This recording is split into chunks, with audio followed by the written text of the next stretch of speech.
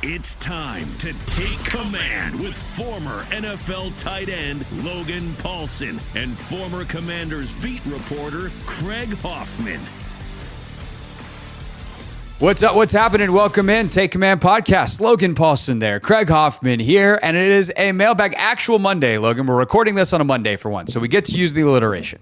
Yeah, actually had to kind of do a little pump fake here. Got the schedules worked out, so here we are doing mailbag. And I'm excited for this mailbag. You kind of gave me a little sneak peek. Sometimes you tell me, sometimes you don't. And I like some of these questions. So, would you prefer me to just tell you all the questions? Do you like sometimes being surprised? Some of them require a little bit of research. Yeah. Some of them do. So I like to make sure I've looked at it. I've watched some film. I've looked at some stats, like that kind of stuff. But some of these I think are going to be fun. Like, yeah. not just kind of thought experiment level. So yeah. No, I do try to, the ones that I know you're going to want to do the extra research on, or it's a better answer.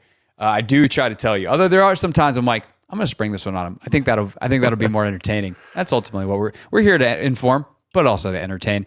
All right, this one comes from Jason to get us started, and it comes off the heels of our episode with Mina Kimes, which we hope you enjoyed. Thanks for all the nice comments and everyone that enjoyed Mina. So Jason says, I just finished the Mina Kimes episode, and I wanted to submit a question.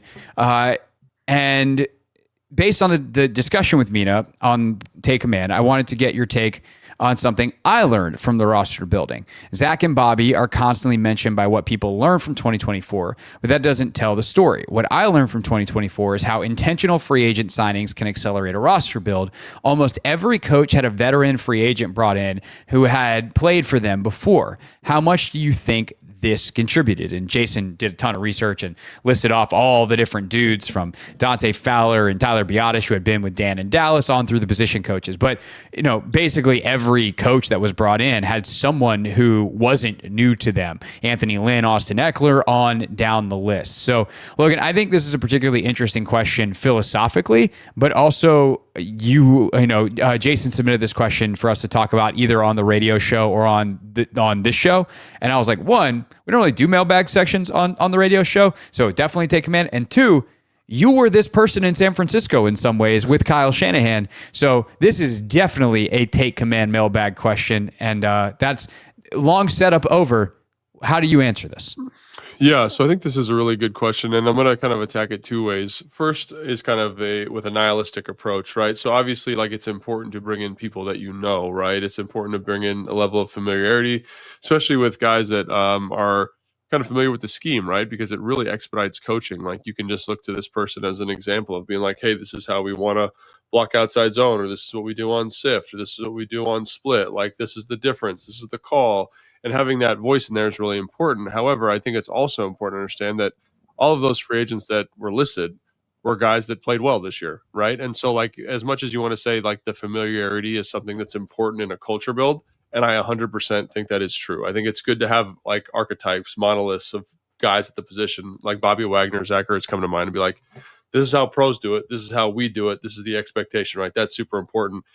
It works better if those guys play well. You know what I mean? Yeah. Those guys are good at football. And I think when you look at Bobby, I think the staff had a really good understanding of what he is and what he isn't. And they were able to speak to his strengths. And so not only are you getting a guy that is an example of the culture, and I think we've seen versions of this before, like Thomas Davis coming here and not really playing well, not being able to, and that's not, he's a Hall of Fame, borderline Hall of Fame player. I'm just saying, when he got here. When he got here to Washington at the end, that was not the Hall of Fame portion of his career. Correct. And so obviously that he didn't help the team. And there's a great familiarity there with Ron and Davis, but that didn't work out. And so I do think it's helpful when you identify a piece that can be this example, that can be this monolith, be selective about your free agent sign, but they also got to be good football players, right? So kind of the second part of this question, when I was in San Francisco, this was something that I kind of viewed myself as being brought in to do. And maybe if you ask Kyle, he'd say something different, but I kind of felt like I was there to help expedite a cultural identity, right? And when I got there, obviously that was what I was trying to do, but things changed. My role changed on the team. My ability to do that changed. And then same thing in Atlanta, right? You come in with a certain expectation and you kind of got to fit the coaching staff and kind of fit the model of, fit the model of the team, of the roster. And so I think that's another element too, that's maybe ignored or undervalued in the question is like they could be brought in to be one thing, but obviously like the roster's the dynamic situation that is constantly changing. So yeah, long story short, I think yes, that these are important things that are really critical to any roster build. And most teams, when you look at free agency, they try to do a version of this with varying levels of success. And so I think when you look at the Commanders, for example, like I was just talking with someone today about Zach Ertz, like he had one of the best seasons I've seen from him in a long time, partially because he's healthy. Like if Zach's dinged up, are we still talking about the free agent class last year in the same breath, in the same light? So I think it's important to understand that, yes, that leadership, the familiarity is important, but they also need to come in and play good football. And I think that doesn't always happen in some of these kind of, familiarity free agent signings. Yeah, I got a couple thoughts as well. And just to, click on that at the end, right? The cultural identity and all that kind of stuff. Dante Fowler was brought in to play a certain role, and he wound up playing a much bigger role. Right. And one of the biggest holes in this team was the expanded role that he had to play. Dante obviously had a double-digit sack season, made a ton of big plays, had what I would consider a very good season last year here in Washington. His lack of discipline and just doing the thing he's supposed to do in the run game was an enormous part of their run defense. That is who he has been his entire career. And Dan knew this, but he was the best option they had. And thus and despite the familiarity with Dan and Joe Witt and with Darryl Tapp up front, like they couldn't get that right. And it probably didn't help. So it can swing both ways. Like you said, if the role isn't right for the guy, then or he winds up having to do something different because football seasons are dynamic and roster dynamics are dynamic, and it is something totally different. So I think that would be thing one. Anything you wanted to add on that front before I get to my my second thing? No, I think that's a perfect encapsulation of what I'm talking about. It's like, yeah, just because you're familiar with the guy doesn't mean he's going to fit with what you need him to do. So making sure you identify what you need this player to be, and then like his role in the team. Like I think if you would have said, hey, Fowler's going to be a designated pass rusher, that's what he's here for. Like I think that role would have been much better, right? But things changed, like we just talked about, and my role in San Francisco changed. And I think that's something that is always important to remember with these free agent signings. So my second thing is more on the positive, like giving credence to this point, which is the longer I'm around this sport and this league specifically, I think just removing things you can trip over is such an enormous element of success. Maybe that's because I feel like that's how you see the game, and you and I, like you're the person I talk the most football with and the smartest football person that I know, so that I get to talk to on a regular basis at the very least. So that might be you rubbing off on me, but I genuinely think like if you can just not trip over your own shoelaces, you can get really far in this league. And the more guys you have that are familiar with the system, the more guys that are familiar with how you want things done, the less you're going to trip over your own shoelaces. Like if you have to teach 53 guys something new, that's a lot harder than teaching 33 guys what to do, especially when the other 20 are specifically designated to help teach the other 33. It makes the student to teacher ratio a lot better. And I also think, generally speaking, across all sports and all structures, I'll say, human structures, leadership is best when layered. And so if you have leaders that are at the coaching staff level saying the same thing at the senior player level, at the junior player level, at the executive level, like you are just going to get better results because everyone's rowing the boat in the same direction. And that if you get the right guys is a good way to ensure that you don't trip over your own shoelaces and get the boat rowing with everybody in the same direction. Yeah, I think the other thing that kind of is like goes hand in hand with that is obviously you're talking about this, disseminating of information kind of top down, right? But I also think it goes the other way too, right? And I think one of the things about knowing the player is like, so coaching at the high school level has given me a small taste of this. The better you know the kid, the better you can put them in a better position to be successful. And I think Bobby's a great example of this, like knowing who Bobby is and knowing how they used him last year, they put him in a role where he's not going to be like on somebody's highlight reel because they understand what he does well, which is fit the run and command the defense. I'm not going to ask him to do too much really challenging coverage stuff, right? And I think that that's important. And that's something that Dan and the staff knew because they have a lot of exposure to him and they've watched a lot of film of him. And they probably have a great communication back and forth between the two parties. So I think that's the other way that's important. And people are always like, man, the NFL is such a nepotism based hiring system, right? But it's important that I know you. I know how you operate. I know what you're good at. I know what you're bad at, and I know what gaps you can fill, and I know what kind of person you are. And I think that's the same thing with, like, when Mina came on, she said, "Oh, it's friends of Dan or it's friends of Adam." Like, yes, that is true. But if you look around the league, like, that's how smart people do free agency most of the time, right? Because they say, I know Tyler Biadasz. I was with him every day. I know he's going to study. I know he's a good leader. And he might not be a great leader in Dallas, but I think he's ready for a bigger role here in Washington, right? And he was, and he did a great job of that. And I think that's important to acknowledge and understand. And I think, like we talked about Bobby, we talked about Zach. And I think the other thing here too is, like, they brought Zach in on a one year $4 million deal, something approximating that last year. And, like, so they're mitigating risk with getting a high return. I think if you're going to pay those people that are coming in just because you know them a lot of money, that's one thing. But even Bobby Wagner didn't get a huge deal, right? It was all kind of measured, and that's good decision making. It's like, there's the value that we just talked about, but we're also mitigating a lot of the risk. So that's where it's saying, like, I don't think anybody expected them, based on the number they were getting, to come in and play as well as they did, because if it was, they'd be getting a lot more money, right? So I think, like, that's the thing that I look at here is, like, yes, you are getting value from knowing the person, you're getting value from those relationships, you're getting value from the leadership, but the thing that was exponentially more valuable in this situation in this year for the Commanders in 2024 was how well those guys played, and they all played better than their contract. And there's nothing better than getting a free agent that exceeds the monetary value that you gave them. And so I think that's something that, again, like, it's this weird circular thing where it's like, yes, it's valuable that you know them, but what is that value? And this team didn't overpay, so the value feels even more acute because of, in addition to the relationship, how well they ended up playing. Right. Because we knew them, we could put them in the right schematic stuff. We also know what kind of things we need to do to support them. And then the other kind of unrelated thing that popped to mind for me when you talked about some of the bottom up type stuff is that connection between the locker room and the coaching staff, where it all felt like one cohesive unit. And I would guess that there's not a lot of guys on this team that don't feel comfortable going to Dan with something, going to DQ with something if they feel it, because that's the kind of coach that he is. His door is always open, and I genuinely think that that's true.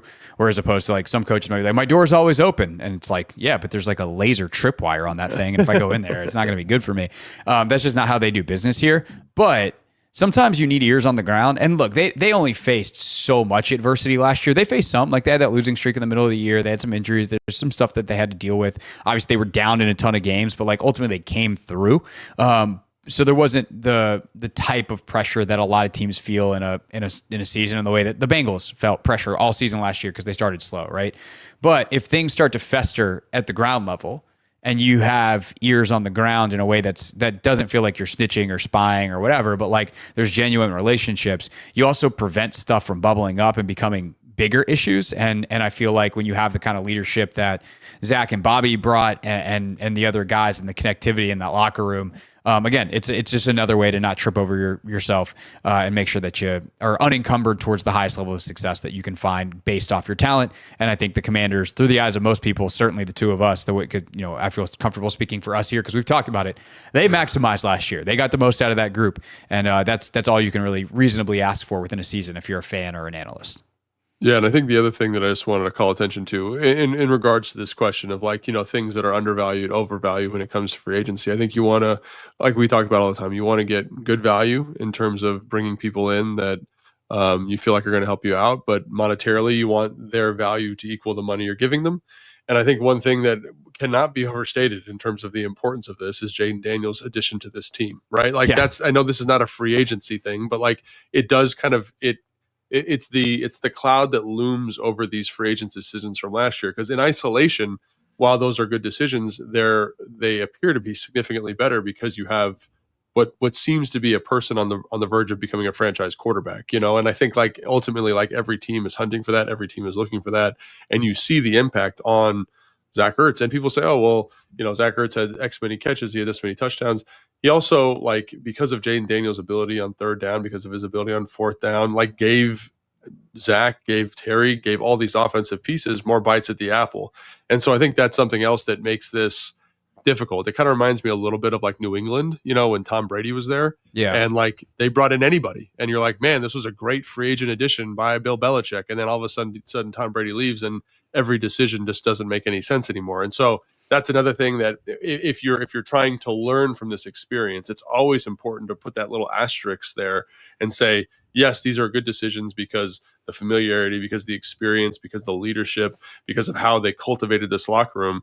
But you always have this thing over top of it that is the franchise quarterback potentially, which is Jaden Daniels, which, and every single year, you know, you listen to talk radio, like these are things you have to negotiate. It's like, I think this because of this, but this other factor was always kind of looming and is going to affect this. And I think that's the Jaden Daniels effect, which, you know, makes this year kind of a mulligan in terms of free agency evaluations. Yeah, it's also kind of funny too. The best thing you can have is a value at quarterback because you can overpay a little bit here, a little bit there, and get a little bit better players here, a little bit better players there. Right. And Brady took discounts in New England forever. Jaden's on a rookie deal. And I actually saw this. This is a crazy stat.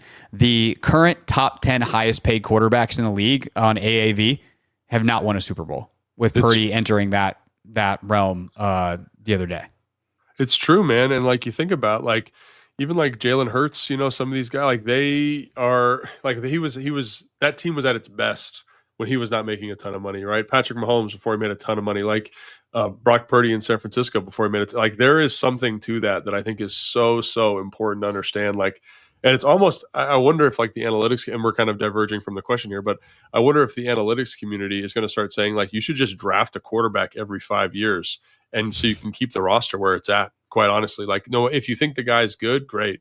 But I want to make sure that the roster stays really well supported. Now you're kind of entering a But then you're threading the needle of like, when does the guy that was a great young player on a rookie deal fall off a cliff? Like, how much is that guy worth? Like, it's just, can you get good dudes on rookie contracts always? Like, that's why the draft is so important. The quarterback can erase so much because while, you know, on that top 10 list are guys like Burrow, Lamar, Josh Allen, who have won a ton, and probably, if not for Patrick Mahomes, would have been, you know, Super Bowl champions by now. Obviously, Hurts has now been kicked off that list by AAV, although he signed one of the biggest deals at the time, you know, depending on the other metrics you look at, how he's the best at hiding the cap hit and moving stuff around. So their roster is insane, even though they do have a paid quarterback and they just won the Super Bowl. So it is kind of funny how it winds up coming together. That still, there's no doubt that a great quarterback is the most valuable thing in the sport. But I do wonder, are we kind of reaching the limit of like just how valuable those guys are, where teams are going to start to have true stare downs with their franchise quarterbacks and be like, no, I'm not going to pay you $65 million a year.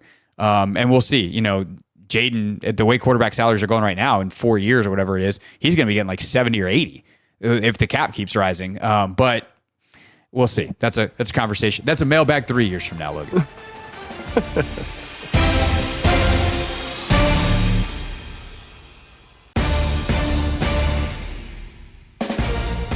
Take Command Mailbag, Craig Hoffman, Logan Paulson with you. And Logan, we typically don't encourage multiple part questions. We typically don't encourage multiple questions in a single message. However, Austin has threaded that needle. Threaded that needle. Austin's done it successfully. He sent me a 4-parter. And honestly, they're all 4 good questions. We're going to answer 3 of them in depth, and I'll just tick off the 4th one after I read it off here. So sorry for the long read, but here we go. A few mailbag questions for you and Logan. Really enjoying the shows and all the breakdowns. I've been thinking about the NFL's player pathway program and the idea of developing non-football athletes into contributors. Question 1. If you could bring in any current non-football athlete to the Commanders, who would it be and why? 2. Which sports do you think translate best to different NFL positions on offense and defense? 3, which position is the quickest to learn for someone without a football background? And should the program target those spots more deliberately, or is it really just about getting the best athlete and figuring it out later? And finally, 4, how successfully do you think the player pathway program has been for the Commanders so far? Would love to hear your thoughts and keep up the great work. Thanks, Austin. Real quick on number 4. It's been solid. You know, F.A. Obata was a part of that program, and he was a contributor for a couple of years. You know, he was a part of the program with Carolina, and then came here with Ron and stayed on last year for a little bit. David Bada was, I think, their guy as well. And he rotated a little bit. I know you're super intrigued by the kid they have now. We'll see how it goes. But there's obviously not as successful as, say, the Eagles, who found Jordan Mailata. There's a couple other guys. Semi Reyes was a guy for a little bit, obviously, that showed a lot of promise, but didn't. And I think that's the thing is like with the NFL pathway program, just in general, is you are kind of throwing a lottery ticket. You know what I mean? I think, Totally. this was like a week. I don't know if I told you I did this a couple weeks ago. I just went in like a deep dive of like the International Pathway Combine. I know you didn't tell me. And I just was like, who are these guys? And there's some freaky human beings in there, right? Just some big, long, athletic, fast people, right? But I think that's the kind of the crux of the first part of this question is just because you're big, fast, athletic doesn't mean you're good at football. And I think like answering some of those earlier questions might illuminate this last one a little bit more, honestly. So let's do it. If you could bring in any current non-football athlete to the Commanders, who would it be and why? I think like Ryan Hauser probably is one that comes to mind. He's the shot put guy. Is that his name? Ryan Krauser. Yeah. Ryan Krauser. Thank you. Just because like he's big and he's incredibly twitchy. He's one of those like 6'7", like 320. He's monstrous. 320. He ran a 4.740. He's got like I think he's got like a 37 inch vertical. He's one of the most. So this is again like I'm going to kind of package these together. I'm going to cheat. I'm going to package these together. So when you look at sports that have been traditionally successful, like I've played with a guy who was from England. He was a shot put thrower, right?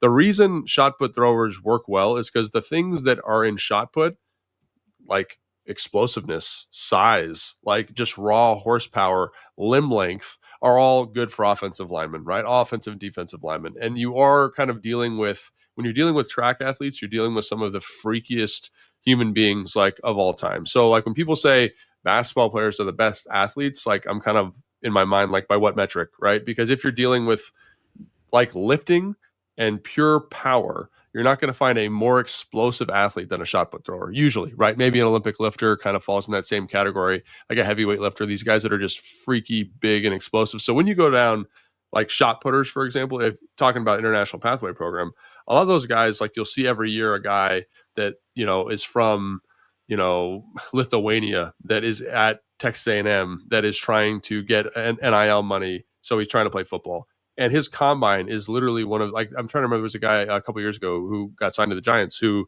was like 6'4.5". He was 345. I think he had like 15% body fat. He ran a 4.8 40 and he jumped 40 inches. Like, so on paper, you're like, this dude's going to be an amazing NFL football player, right? Because that's what track athletes are. They do well with that kind of stuff. The problem with throwers in general is they lack any kind of kinesthetic ball awareness or instinctive decision making. So even though they're these tremendous, like high upside, high kind of torque athletes, and I picked Krauser because he's the first one that came to mind.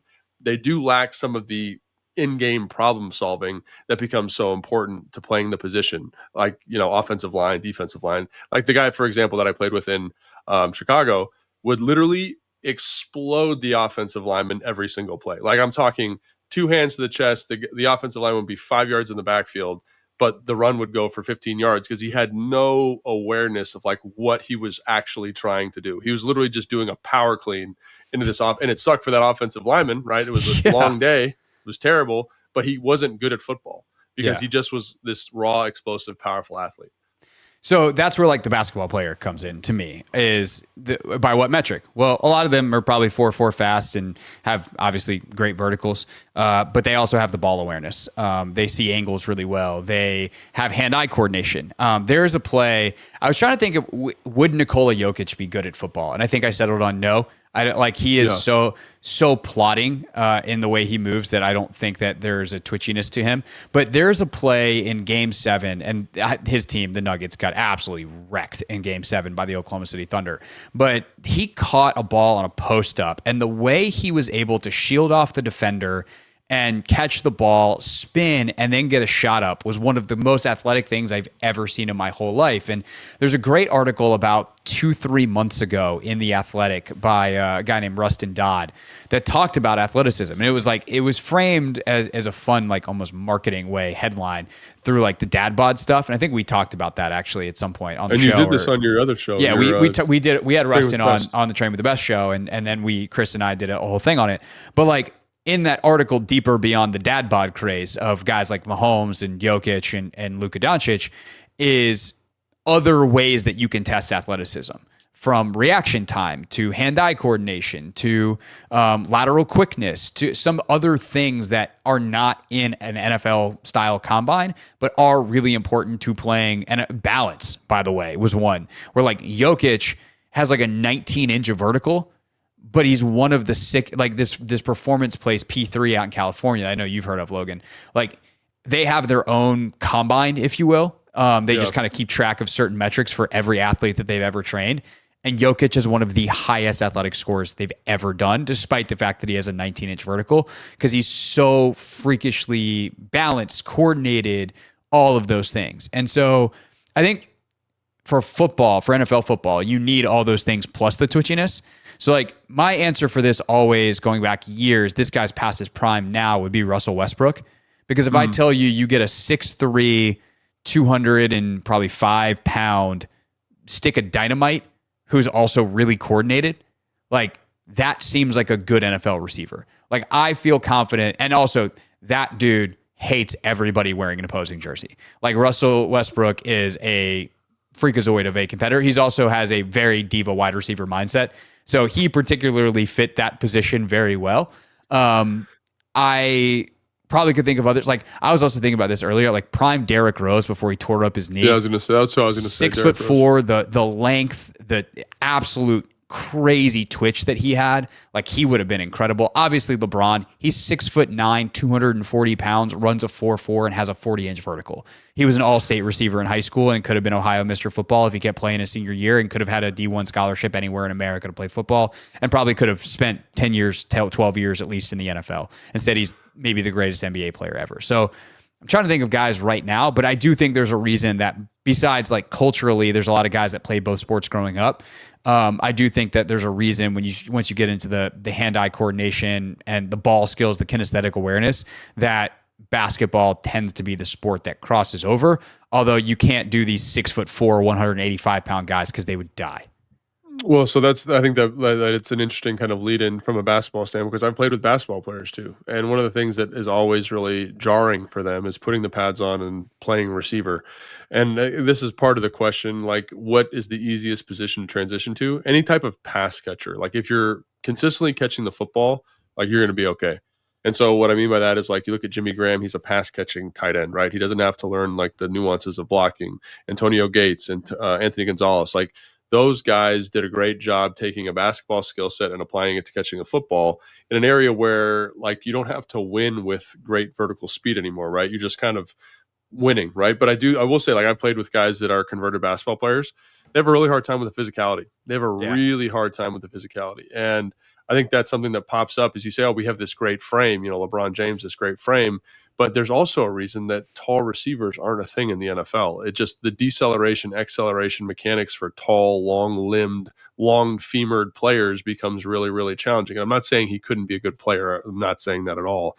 I just think it's important to say, like, the NFL is the ultimate natural selection. It selects out really tall players and it selects out really small players at pass catching spots. So that's why he might be able to be like this kind of pass catching tight end. I'm talking about LeBron James now, but I do think that's something that is a big hiccup for players, right? Is they have the athletic upside and they have the ball awareness, but they lack that kind of top end physicality. And so it's interesting. Like I wanted to do a point of comparison. Lacrosse seems to have a very high transfer to the NFL, like Hogan, Hubbard, some of these guys, because you do have great ball awareness, you do have great kinesthetic awareness, but you're also dealing with the pads and you're dealing with a certain level of physicality that is not seen in basketball. And so I do think like that's a position, that's a sport that tends to transition really well. Obviously, you have to be careful selecting for body type. It's the same thing with, Russell Westbrook or one of these smaller, skinnier guys, right? Russ I pick because he's not quite as skinny as some other dudes. Correct. Right. Like that's the thing with like Derrick Rose. Is he twitchier? Yes. Or was he twitchier? Yes. But he's also a lot skinnier. Like Russ at least had, he's got some broad shoulders for a basketball player, which gives him a fighting chance. But I'm also like, how would that guy do it like corner? Yeah, and but that's the thing that I would say to the original question. Like, it's really hard. Like, that's a very hard position to play, corner. It's very, very hard. Very, very. I think that's another reason why we're digressing a little bit, but why Jordan Mailata is such an interesting find is because talk about a position that's really hard to teach, really hard to get a feel for. Like, offensive lineman is no joke now, no joke. And so I think you see there's a reason that people transition to.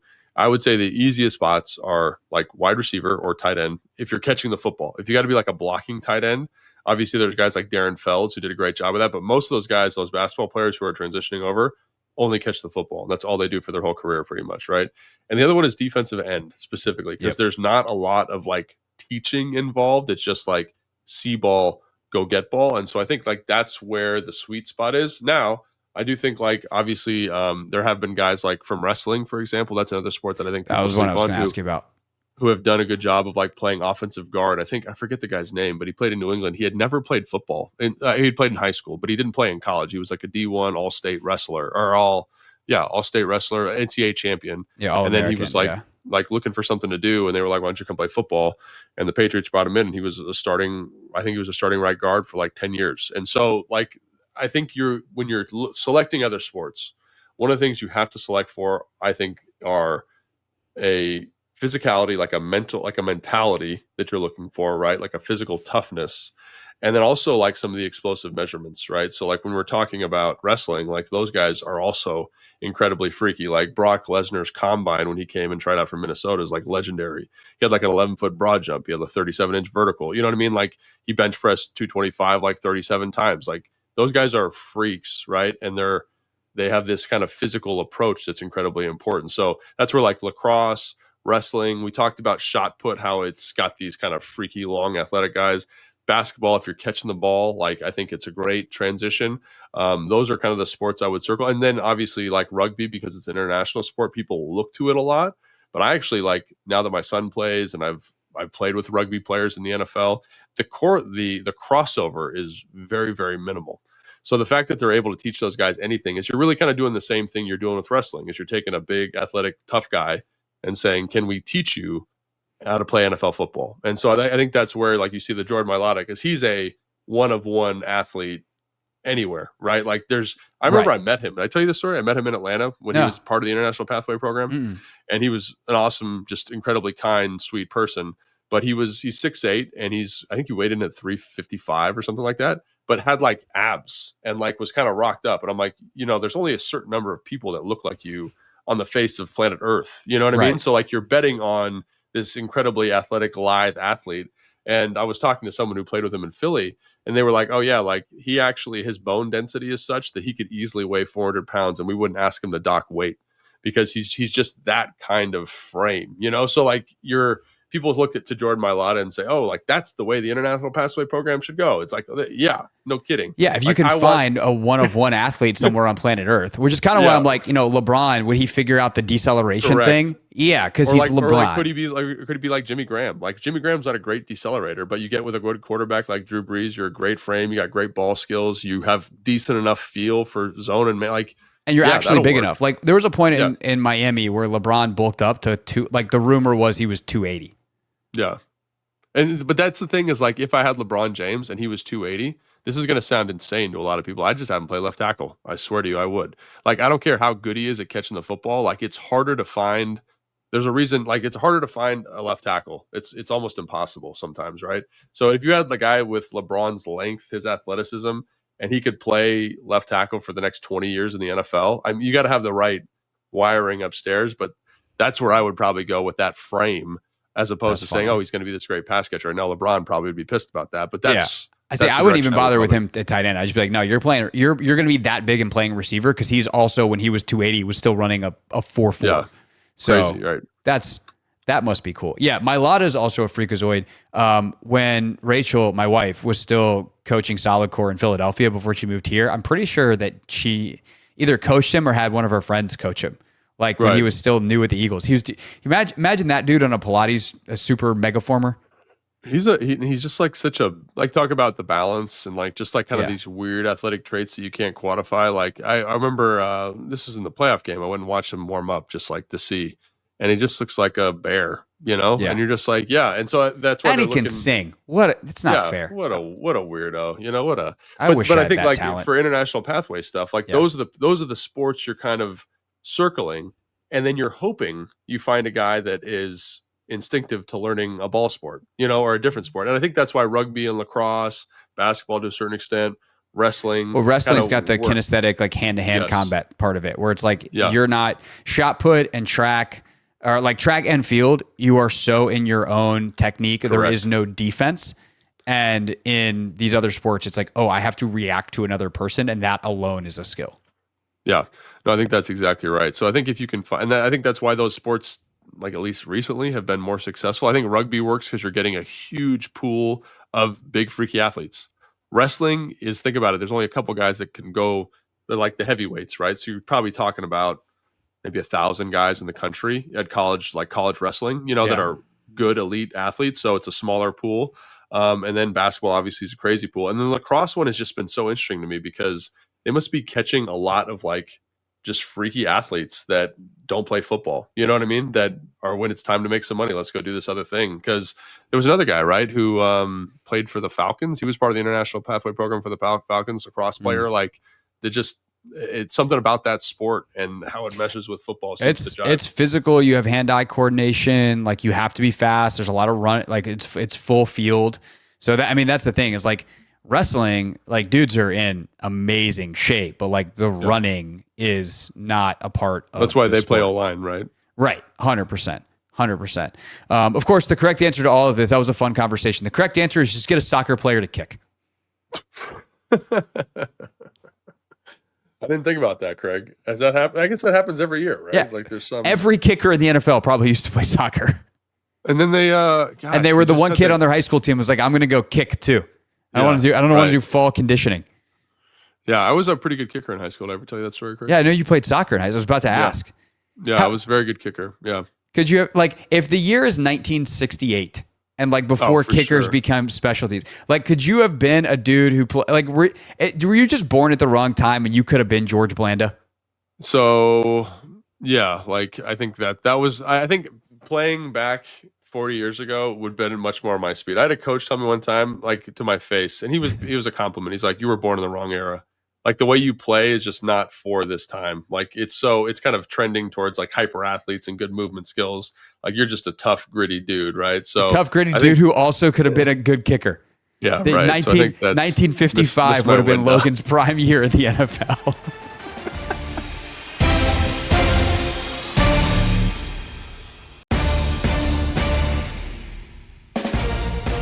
Wrapping up here on Take Command with Logan Paulson, I am Craig Hoffman. Your mailbag questions, you can submit them on Instagram at Hoffman.sports and at Logan_Paulson82. You can also get them in at HoffmanShow.com using the contact link. And Logan, this one was sent to you by Joel. Huge fan of yours, and I appreciate your work. I listen in often when you and Craig are doing your podcast, and it's very informative and entertaining. Thanks, Joel.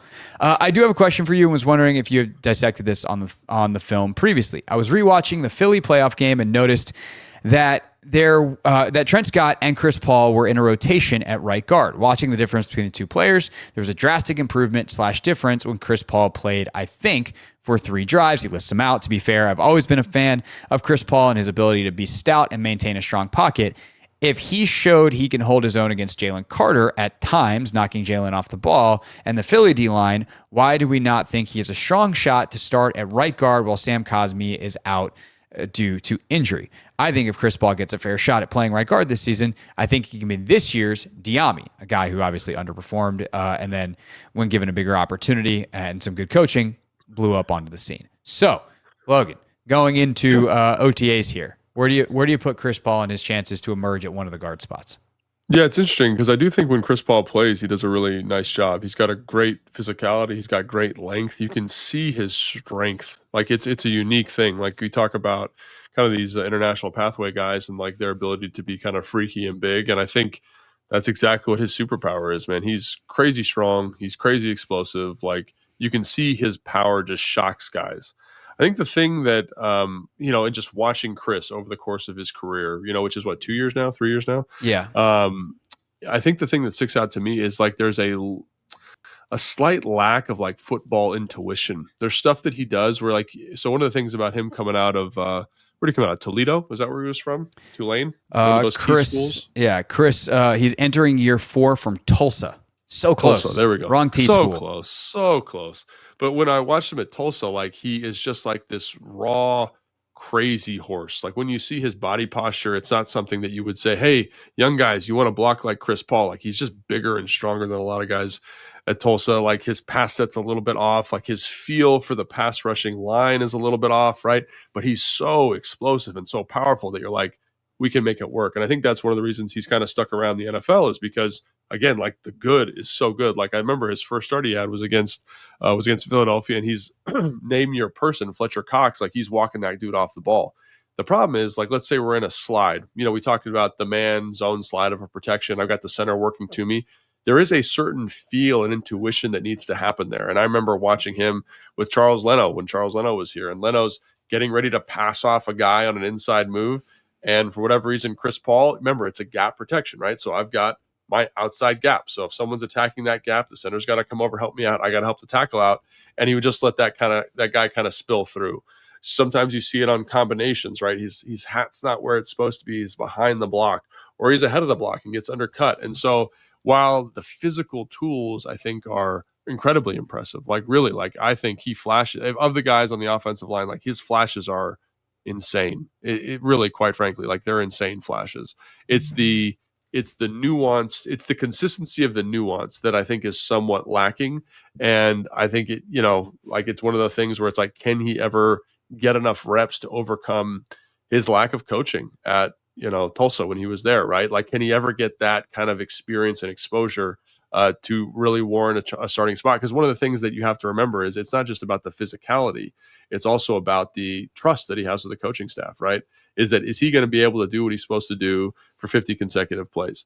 And when you watch Biotish, when you watch Allegretti, when you watch Wiley, I know those guys get kind of burned on a little bit in the media. Like, they know what the heck is going on, and they're good professional offensive linemen. And Chris Paul right now, because of the lack of reps, really is not quite there yet. And that's the thing that's somewhat disappointing about the NFL, in my opinion, is it's not great at developing talent. And so you get this guy who obviously physically can do it, but there just hasn't been this great opportunity for him to cultivate and continue to grow, learning multiple systems, et cetera, et cetera. Yeah, it is funny to me watching the commentary around a guy like Chris Paul versus a guy like Andrew Wiley.